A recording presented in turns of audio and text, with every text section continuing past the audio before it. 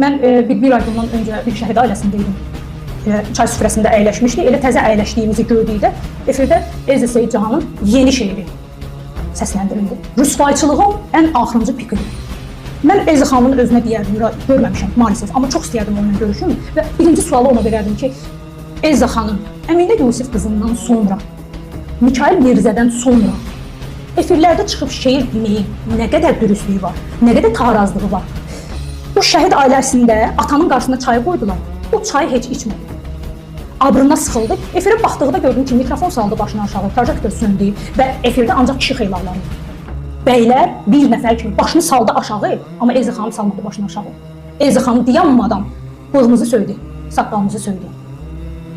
Abrımızı, qazanımızı, nə bilim xəritəmizi, nə mümkün də Elza xanım lağa qoydu. Axırda çox üzr istəyirəm ifadəmə görə, 1000 dəfə üzr istəyirəm hər kəsdən. Ağzımıza tüpürdü və qara sapla da tikdi. Bu kimi təsirlərdə həmən şəhid atası döndü, xanımına dedi ki, heyf bizim tabuta yerləşməyən balamızın halına. Heyf ki, o torpaq mənim balamı özünə vaxtından tez çəkdi.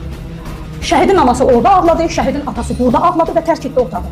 Baxdım o soğuyan çaya, baxdım ağlayan anıya, yarıda qalan arzulara, baxdım şəhidin şəklinə və efirdə səslənən analığı olmayan, şuuraltı, nalayiq səsləndirilən, belə deyil də, şeir demək, adam utanır, şeir elə olmur.